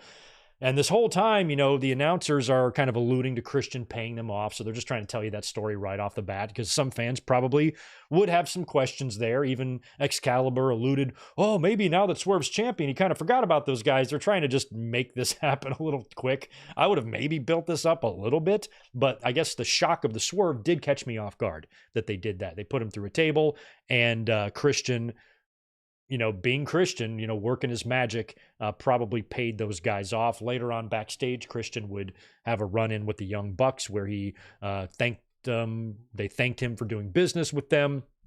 And I like that. I like that the elite angle and everything that's going on, since that is their top angle, does have a connection to their world champion. That's the way it should be, because at some point you would think they might be targeting that title. And with everybody, with Jack Perry, I guess maybe being the guy to do that, probably. Okada's got his belt, and the Bucks are tag team champs. So I feel like maybe at the next pay-per-view, I don't know. I mean, that could be a Forbidden Door match. Swerve versus Jungle Boy for the title. I would do that. I would, because I want to see Swerve keep rolling, but he's going to have an uphill battle against all those guys if that turns out to be the case. He's going to have to survive Christian first, but I feel like he will. He'll beat Christian at Double or Nothing. We also had Jay White defeating Rocky Romero. Serena Deeb is getting the title shot against Toni Storm at Double or Nothing. They had a segment where Serena punched Toni Storm out and knocked her right out. Mariah May defeated Harley Cameron. This was the match where Saraya went and pointed out those two dickbags in the front row. After the match, Saraya attacked Mariah May, and then she was saved by apparently her Stardom tag team partner. I don't know who she is. She came out there and saved her, and they kind of teased a kiss, and then they drank champagne. Okay, so that happened. And the main event was Edge defeating Brody King in just a hellaciously bloody main event TNT title match, and it was no DQ. It was brutal, but I loved it. I'm happy to see Copeland, having a good time in AEW. He's wrestling at this level, at this age, working with all these different guys. I like it when wrestlers get to do this because it feels like something he wants to do. I felt the same thing about Danielson in the last couple of years. I'm like, he's just doing all his dreams here, going to Mexico, going to Japan, working with all sorts of opponents, kind of his, big goodbye farewell tour throughout wrestling. His contract is up, by the way, in just a couple of months. Not sure if he's going to re-up with AEW and stay on in a behind-the-scenes role or an occasional wrestling role, or does he go back to the WE? Who knows with Danielson, but seeing him wrestle the last couple of years have been a lot of fun, and I think seeing Copeland get to do this here in AEW, even though he's not in WWE anymore on a much smaller scale, he's doing what he wants to do. He had a great interview, by the way, with Chris Van Vliet that's available right now. I watched a couple of clips of that, and he did talk about tribalism. He had a lot of good takes on the tribalism, and he's a lot like me. He's a lot like a lot of fans who are older and grew up with multiple wrestling companies or even territories. You wanted to watch it all. Edge was like, when I was a kid, if I could get my hands on Mid-South or Continental or AWA, I wanted to see that. I wasn't against it, and just tribalism is weird to regular folks, I think, when you see it take, go get to the levels that it's gotten to. Edge finds it ridiculous, and so do I. And I'm really happy that Edge is just having, or I guess Adam Copeland is having a good time with his AEW run. And after he beat Brody King, he was attacked, but Kyle O'Reilly came out and helped him out, ran off the heels, and that led to a title match set up tonight on Collision. So as thank you and as payback for O'Reilly helping out Copeland. Copeland's giving him a title shot tonight on Collision, which should be a pretty damn good match. And you know that the match we're going to get at Double or Nothing has to be Copeland and Malachi Black. We're finally going to get a Malachi Black singles match in AEW. And correct me, how many of these has he had in his career? I know he hasn't wrestled any in a long time, and I'm not even sure if he's had one in the company. He just seems like he refuses to do it. He seems like a guy that does not want to fucking be there and wants to go back to WWE. But this feud with Copeland, I can't imagine him doing anything better in WWE than this. So this is pretty good, I think, for him.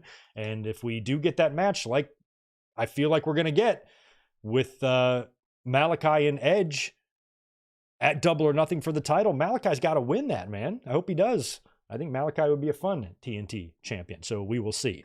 And also on Dynamite, the big angle was the Elite stuff and the announcement that Kenny Omega would have an announcement, or I guess they had promoted that Kenny Omega was going to be on the show and he was going to have a major announcement. Now, he got the crap beaten out of him the week before, so I wasn't sure, if he was going to be on the show, but he was live from his hospital bed nursing the injuries. But since he is also an EVP, he has booked a match for Double or Nothing. It's going to be the return of Anarchy in the arena, and it's going to be the entire Elite. It's going to be the Bucks and Kazuchika Okada and Jack Perry taking on FTR and two partners to be named at the end of the show. So that was pretty smart, keeping fans tuned in to see who it was going to be. Also smart of them to run that clock before the Christian and Swerve confrontation, that little countdown clock, like the Cody countdown clock for that, letting you know when that's going to happen. I like that. Those are good little additions there that are good ways of keeping viewers engaged throughout your entire 2 hours, especially when you have a lot of options out there and commercials and all that stuff. You put a little timer, hey, in 6 minutes, Swerve and Christian are going to be in the ring. Even for the people who might jump off and change channels, remember to come back in 6 minutes. I like that. So Kenny making the fans wait till later to learn this was a good move. And then after the main event, after Edge, keep calling him Edge because it's Edge. I have Edge in my notes. Copeland beat Brody King. The Elite came out, and the Elite alluded to the fact that they got an overrun. Oh, we called the network and we got an overrun so we could come out here. And Okada specifically and personally wishes Kenny Omega well. So I'm hoping that we can get Omega in tip-top form and we can get Kenny Omega and Okada at All In. That would be tremendous if we got that. Hopefully that's what they're setting in motion here. The Jacksons, Matt Jackson brings up Tony Khan, says he's the best boss ever, but he got in their way, so they had to deal with him. And then after their little promo there, that's when we learn who their opponents are going to be, who are the other two opponents are going to be, because FTR comes out to the stage, and the first guy that they are joined by is Eddie Kingston. So that's fun. I was kind of hoping for a big return or something here, but Eddie is fun. Eddie is perfect for Anarchy in the arenas. He's worked these before. He's nuts. And Bryan Danielson. So it's going to be FTR, Danielson, and Eddie taking on the Elite, Anarchy in the arena at Double or Nothing. Now, this, I guess, is going to be the third time they've done an Anarchy in the arena match at Double or Nothing. I was at the first one in 2022, which was awesome because the Blackpool, I guess I forgot what the match even was. I know Moxley was in it because all those guys, always Moxley and Proud and Powerful, they were all up in we had a little lounge, a little Bud Light lounge that was attached to our seats. So we had our own private bathroom, our own private bar up there, and they made their entrance through our little area there. It was very cool. And I think Danielson was a part of that too. So this is going to be the third year in a row for this at Double or Nothing. And that's great. But I think that Anarchy of the arena and Stadium Stampedes is too much. So maybe at All In, don't do a Stadium Stampede because these two matches are essentially the same thing. Maybe doing this 3 months apart is too much. And if you want to make Anarchy in the arena an annual Double or Nothing thing, I could be into that. I guess I wouldn't have a problem with it. I mean, WWE now is making War Games an annual thing at Survivor Series. So they figure a way to do that out every time. I'm not a fan of like gimmick pay-per-views, a bunch of them, TLCs, Hell in the Cells, when the whole damn thing is like that. But one of your big ones having a feature match that the fans are used to seeing is an annual tradition. I'm cool with that. So if they're going to make Anarchy in the Arena, a tradition here at Double or Nothing. Cool. Hopefully the matches will just be good. This one feels a little predictable. I feel like with the Elite storyline, they need to be winning here. So I'm sure it'll just be a wild, crazy, bloody brawl with Eddie Kingston doing crazy stuff, probably bringing out a gasoline can and all that. But I think in the end, the Elite should probably win that when it happens. So here's what we have on tap for Collision tonight. You're going to get Copeland versus Kyle O'Reilly for the TNT title, Lee Moriarty versus Will Ospreay, Danielson and Claudio versus Top Flight. You're going to get Brian Cage and the Gates of Agony in action. Maybe they'll explain their attack on Swerve tonight or something, maybe. And we're going to get Thunder Rosa versus Robin Renegade. But the one match that sticks out on the card is Dax Harwood versus Tommy Billington. And I was scrolling through Twitter the other night. I think I was at work, and I see Dax Harwood and a picture of what I thought was the Dynamite Kid. And then I look underneath it, and it says the Dynamite Kid Tommy Billington. And I'm like, did the simulation glitch? Is Dynamite Kid alive and wrestling in AEW? That was literally in my thoughts. I'm like, what? I'm like, because it looks like him. I literally thought it was a picture of Dynamite Kid. I'm like, that's not the Dynamite Kid. He looks like him. I'm like, oh, it must be his son. It's not. It's his nephew. So Dynamite Kid's nephew, Dynamite Kid Tommy Billington, is going to be working against Dax Harwood. I have never seen this kid wrestle. I didn't know this kid existed. No idea. So I'm curious to see how much of his uncle he looks like. So, I mean, physically looks a lot like him, at least facially. I had to do like a double take. I'm like, God damn. I thought it was really the Dynamite Kid. I'm like, I know that's impossible, but why would they advertise this? I even checked. It was a Tony Khan tweet. So I clicked on Tony's profile to see if it was real. I was like, oh, maybe this is a Tony Khan fake account, who paid for the blue check and mimicked his account and only has 12 followers. But nope, it's the real Tony Khan. And he tweets out this Dax Harwood against Dynamite Kid match. I'm like, what fucking planet am I on here? So once I collected myself and learned what this actually was, I'm interested in seeing that. So unfortunately, I'm working tonight, but when I get home, I'm checking out that match. If you want to tweet me later and tell me how it is, let me know. And then I actually like this. They've been doing Rampage after Collision a lot lately. This is way better than Friday nights. I think whenever they extend their media deal, if they can re-up with Warner Brothers Discovery, I think maybe attaching Rampage to Collision or making Collision 3 hours or something might be better than trying to do the Friday show. Maybe. Just a thought. So they might be practicing for that, Rampage and Collision, just to kind of be connected. And I'd be cool with that if that was the case. That might even make more sense. But on Rampage tonight, after Collision, we're going to get Lady Frost versus Deonna Purrazzo and Trent Beretta against Dalton Castle. That's all I saw advertised for Rampage tonight. And the Double or Nothing card stands as follows. We're going to get Willow Nightingale versus Mercedes Moné. Both of those women also had promos on Dynamite. What's the deal with Mercedes? We can basically call her a heel, right? I mean, she has to be the heel in this. I don't even think you really need to turn her heel because she's already a heel. She's so full of herself. And it's that type of demeanor that she kind of has in real life, too, to be honest. I don't know how you're going to go into this as some babyface versus babyface match when you act like that. And the woman you're facing is probably the most cheerful woman we've ever seen in this damn business, Willow Nightingale, whose smile lights up a room and everybody loves. So I think Mercedes, we don't have to worry about one specific thing happening to turn her heel. She is a heel in my mind. And I am going to predict an early swerve here. I'm going to predict that maybe Willow retains. Unless that's probably not going to happen. I'm not going to predict that. I'm not stupid. I don't think Mercedes is going to lose her first match, but you have to assume she's going to win here. So does AEW think that during the match that they're going to like turn Mercedes heel in the match? Like she's just going to cheat to win? But I feel like she's already going to be heel going into that anyway. So I think Mercedes will still win, but man, that sure is predictable, which makes me hold out hope that maybe they'll throw us a curveball. But if they don't, then I think Toni Storm might retain. We have Toni Storm versus Serena Deeb. I would love to see Deeb win the title. She's had some wars in AEW before, and a lot of fans wanted her to win the championship, but I don't know if we're going to see both of the women's titles change at Double or Nothing, but I think one of them will, and it's probably going to be the TBS, which means maybe Tony survives this one again. She might. She probably will. Also, we've got Roderick Strong versus Will Ospreay. You know, Will Ospreay's picking up that title. We've got Anarchy in the arena. And we have Swerve Strickland versus Christian. That's what's on tap for Double or Nothing here in just a couple of weeks.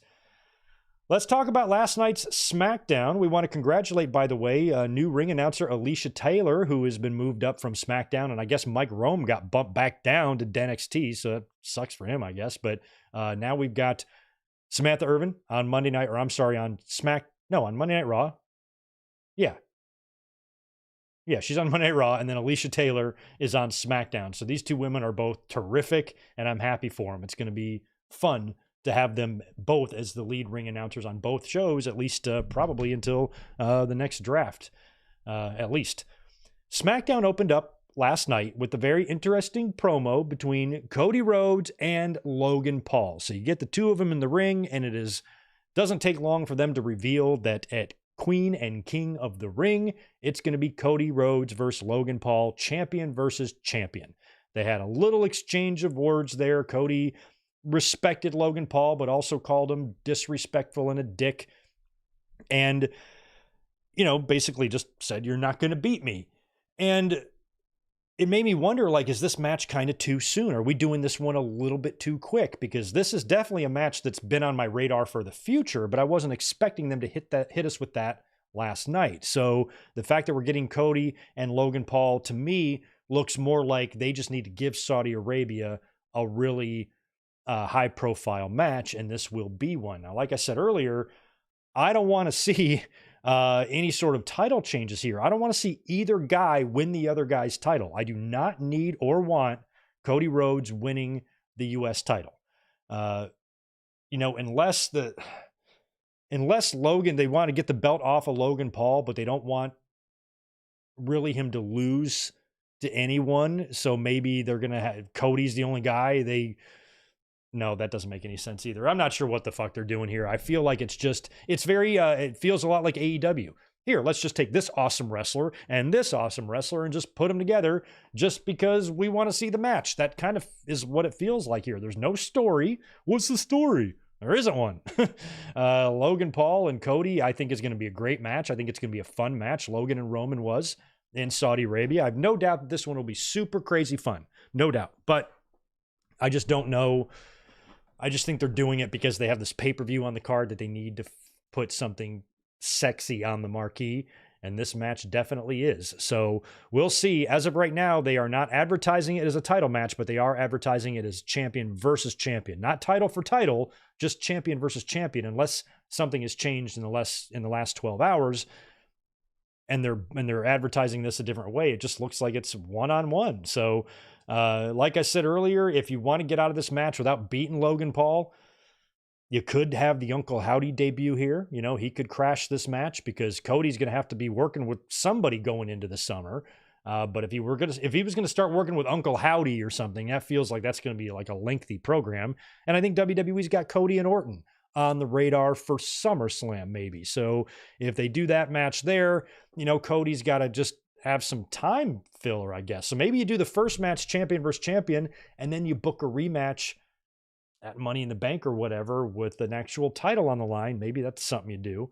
I don't know. But Cody and Logan is set for Saudi Arabia, and I'm actually fine with that because I think the match is going to be really good and really fun. So we will see what happens. Last night on SmackDown, they continued the King and Queen of the Ring first round tournaments, which half of the bracket got done on Raw, and the other half was going to be knocked out last night on SmackDown. For the men, we saw Carmelo Hayes defeat Baron Corbin. We had Randy Orton defeat AJ Styles in the main event. And we also had Tama Tonga defeating Angelo Dawkins. Now, Angelo Dawkins was a fill-in for Bobby Lashley, who got pulled as well due to injury. So Solo Sikoa and Tonga Loa showed up at ringside. They attacked Montez. That distracted Dawkins enough for Tama to hit his finisher and get the win. And fans were praising his entrance last night and his new music. Apparently Def Rebel, got to work and put together a pretty decent one. I heard it. It was decent. I mean, a lot of fans were like, oh, this is a fucking amazing theme. It was okay. I didn't see it was amazing or the greatest thing ever, but it was a cool entrance with his name and the flames coming up, and the music was rocking pretty hard. I did like it. So pretty good presentation for Tama Tonga there. And he does advance in the tournament. Now, with the Bloodline, we'll get back to the tournament here in a second, but with the Bloodline stuff, Paul Heyman is with these guys every week. And there is some clear tension between Solo Sikoa and Paul Heyman. You can see that. It's very weird. Most fans are waiting for the arrival of Jacob Fatu, rounding out this new bloodline, and he is going to be a tremendous asset. There have also been, I was reading this week, there have been some creative concerns that when he comes in, that he might outshine Solo Sikoa. I think that's part of the reason why you're seeing Solo so aggressive right now. And he's been doing good work. I've been liking him in this role, but they're really trying to establish him as the leader of the bloodline and probably get that establishment done before they bring in Jacob Fatu. Because once WWE fans who might not have seen this guy before get a load of him, he is going to take a lot of spotlight away from a lot of people because he's tremendous and he's really crazy, stupidly good. And you watch him when he's on camera. So when he comes in, he's going to be a tough one to ignore, and he's going to instantly bring that bloodline up. And then the same little power, maybe not power struggles, but the same little subtle instances of tension in the first bloodline with Roman Reigns and Solo. Remember, Solo would kind of give Roman those looks. They were always dropping those little hints. Like, look at the way he's looking at him. Look at at one point it would look like he was almost going to hit him. I'm like, oh my God, is Solo just waiting for his time to pounce and take over and eliminate Roman and take over the bloodline? Now he's in charge. So you could do that again. If Fatu comes in and he starts getting all kinds of attention, he can kind of have him giving the little looks to Solo. I want to be the tribal chief. I want to be the leader of the bloodline. So you've got potential for infighting in 2.0 as well. But I think when Jacob Fatu comes in, joins these guys, and you got the 4 members, oh my God, Survivor Series, War Games coming up. It's already written. If there's one thing I'm totally fine with being predictable, it's a Bloodline 1.0 versus Bloodline 2.0 match. Now, I know I'm jumping all over the place here, but in the Randy Orton and AJ Styles match, AJ just lost again. Lost to Cody at Backlash. Now he lost to Randy Orton in the King of the Ring tournament on TV. 2 losses in a row. What the hell is he going to do now? Trade him for Jey Uso. I mentioned that a week ago. That's what you do after Backlash. Trade both guys for each other.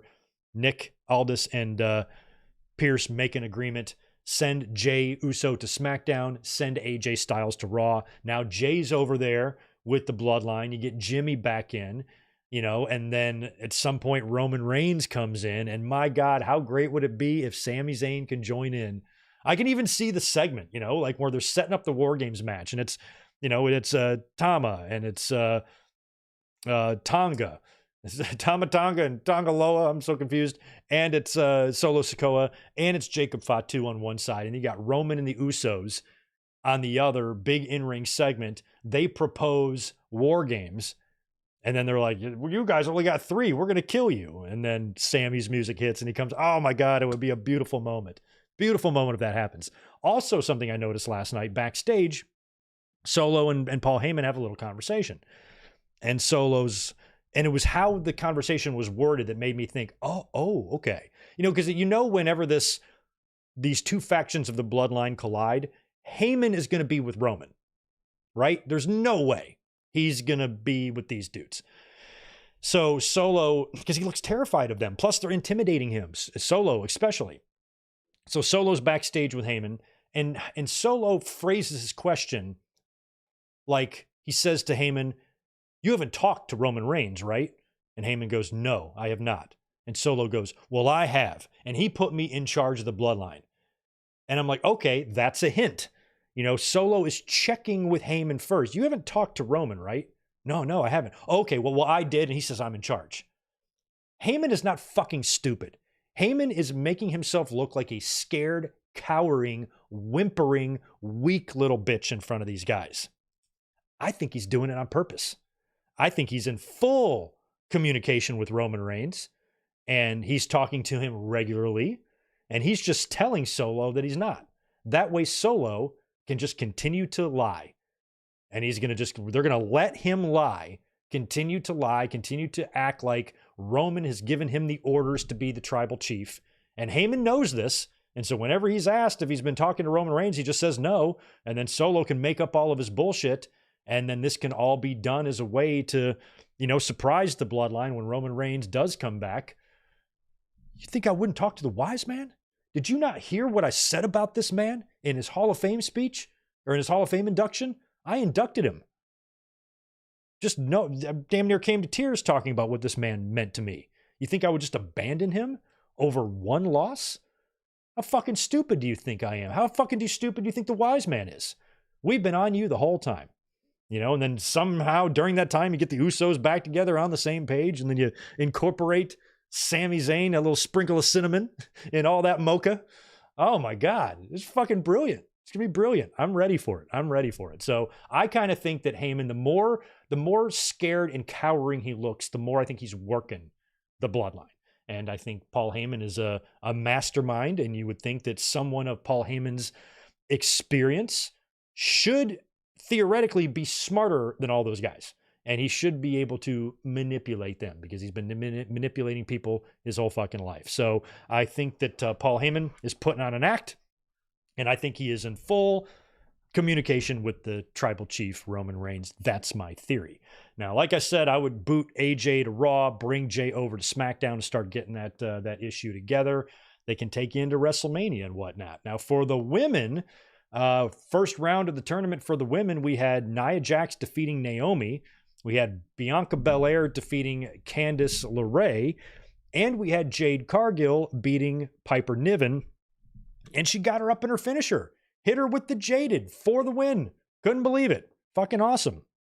So I have the brackets here. I'm not going to have them on screen, but I just want to peek at them real quick because I did have them pulled up. So for the men, you're going to have Randy Orton, I guess now on the brackets. It's going to be Randy Orton versus Carmelo Hayes. That's going to be crazy. And then you're going to have Tama Tonga facing LA Knight. So it's probably going to be a Randy Orton and Tama Tonga semifinal on the SmackDown bracket. That's probably what we're going to get. Orton will probably beat Carmelo. That's going to be a fun-ass match, man. Carmelo Hayes and Randy Orton. And then Tonga will probably beat LA Knight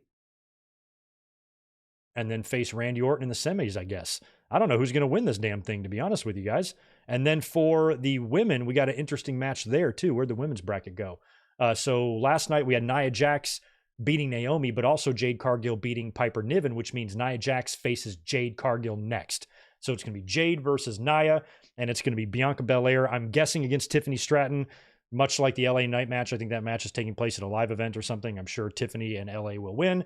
So Stratton will probably face Bianca Belair and maybe get a victory there, because I would not do Bianca Belair and Jade Cargill in the King of the Ring tournament on TV. No, I would not do that there. So I would probably have Belair.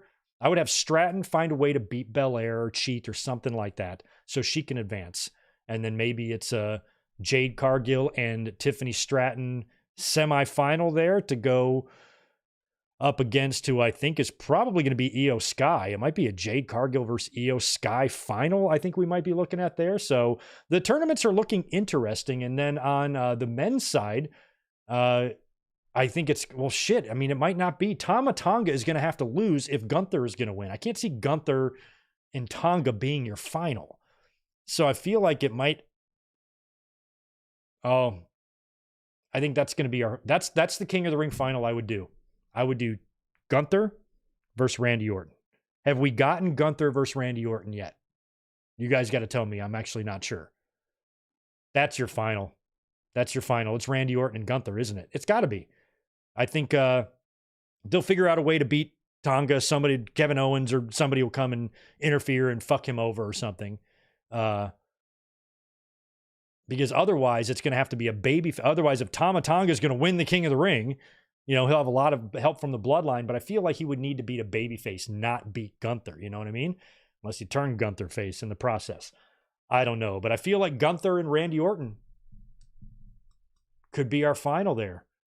And then if Gunther wins, how do you justify giving Randy Orton a title shot at SummerSlam? Maybe you turn him heel. Yeah. Yeah, so you can that'll justify the loss. Randy Orton could, afford to lose to Gunther if he's going to have a fresh rebirth with a heel turn right after. What do you think? I think that could happen. So my picks to win the tournaments right now are still Gunther for the men and Jade and Gunther. It's got to be. Bianca's already established. She's a made woman. She can afford a loss to Tiffany if Tiffany cheats or something. Jade, I'm not beating at all. And you got to think about that too. If Jade Cargill, if WWE does not have plans for Jade Cargill to win the King of the Ring, much like Gunther, why are either one of them in this? Especially when all you had to do was just declare. You could have just had them do something else. Jade and Gunther, if I didn't have plans for them to win, I wouldn't want to have the pressure or the worry of having to worry about how to book them losing on TV. Because if Jade and Gunther don't win, that means one of them has to lose on television. That's what that means. Unless you do a shitty DQ finish, which you could do, that would be a lame way to get somebody into the finals. So it's Gunther and Jade. I think it's going to be Gunther, Randy Orton in the finals, and Jade Cargill and Io Sky. That's what I think. So let me know how my aim is. King and Queen of the Ring card. We got Cody Rhodes versus Logan Paul. Liv Morgan challenging Becky Lynch. I think Liv might actually pick up the title there. And then we have the women's Queen of the Ring and men's King of the Ring finals respectively. And we will probably get a couple more matches because that's only 4. So I'm sure they will tack something else on. Probably not a women's tag if Jade is in the finals. That would put Bianca maybe in her corner. Sammy. Oh, yeah, Sammy. That's right. It's going to be, we got a Sammy match. It's going to be triple threat. Is it going to be a triple threat? Is that what we're getting? Sami Zayn is definitely defending his IC title in Saudi Arabia. I think he's defending it either against Gable and Reed or against both. I think both. So we're going to get the IC title match too, which is going to be great. I think they set that up on Monday Night Raw. So yeah. That's where we stand. Right on. Well, I'm 15 minutes ahead of schedule and I've reached the conclusion of my notes. That makes me happy. So I'll cruise here to the chat and see what you guys have to say. Please hit that thumbs up button if you have not. So I was right about no Gunther and Randy Orton match. Well, that's definitely what it's got to be. Yeah, it has to be that. It has to be that. So yeah, I think Orton will beat Carmelo Hayes and then Tama Tonga is going to lose.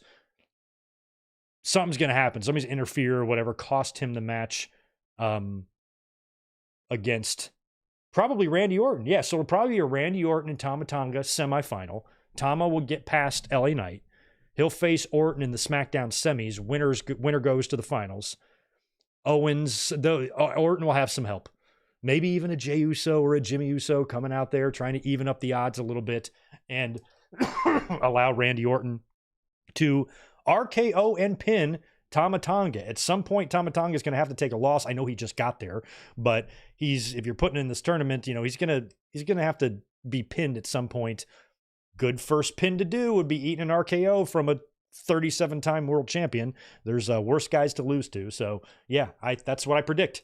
I predict a Randy Orton and Gunther final. So we're going to get 2 first-timers at this show. We're going to get Gunther and Randy Orton and Cody Rhodes versus Logan Paul. That ain't shabby for Saudi Arabia. That ain't shabby at all. So yeah, there you go. Yes, it is a triple threat for the IC title. Thank you so much for the reminder. All right, let's knock out these more super chats here. And we've got a membership gift from the Juliet. Thank you so much. The Juliet 316, always hooking up the memberships. She's the best, hooking up Sonic Plays 64 with a nice membership there. Yes, King and Queen of the Ring is a mouthful for a pay-per-view. I hate it. And I hate putting it in in my title here of the video. I just put Cody versus Logan Paul in Saudi. I don't want to take up all these characters spelling out King and Queen of the Ring. And with the old just King of the Ring, you just do the KOTR, but now it would be like KQOTR. I'm too many letters. So it's just weird. Not one of my favorite pay-per-view names. That's for sure. Juliet's got $5 for us. Cody has never won the U.S. title. It would make him a Grand Slam champion if he beat Logan Paul. Okay. Does that even mean much these days? Grand Slam champions? I mean, back in the day when Sean did, it was like, holy crap, I can't believe somebody won all those belts. I mean, it was like, I remember when I was still pretty old. I swear I was like a teenager, my late teens. I swear at one point, the NBA record for three-pointers in a game was like 7. We got dudes hitting 7 in the first quarter now. So it's just different. It's just a different type of game. So I think, we got people like The Miz who have won 9 intercontinental titles, and I don't remember any of them. So title changes happen so fast and furiously and frequently now. I don't even know if being a Grand Slam champion is really that big of an accolade. If I was a wrestler, it wouldn't be high on my priority list to get that feather in my cap. I wouldn't care, because a lot of guys have done it by this point. So it's not enough of a reason in my mind to make Cody a double champion. It's just not. It's too much going on. American Nightmare, U.S. champion. It does go hand in hand, but nah. Tomas Oridia, good to see you, my friend. Appreciate the 5 from you. Babyface Corbin is a statement I never thought I'd say or even say that I like, yet here we are. Yeah, Baron Corbin, I've always had Corbin's back. Dude can work. He can work. He's good. He's safe. I think that's why he's remained employed all this time and they haven't just cut him, because they know that, he's one guy that can be called upon to go out there and do anything. And even if it sucks, he does it. They were onto something with that bum-ass Corbin, but WWE fucks everything up when they're onto something good. So, yeah. Rock versus Cody at SummerSlam could happen. Yeah, I think that might be more of a Mania thing.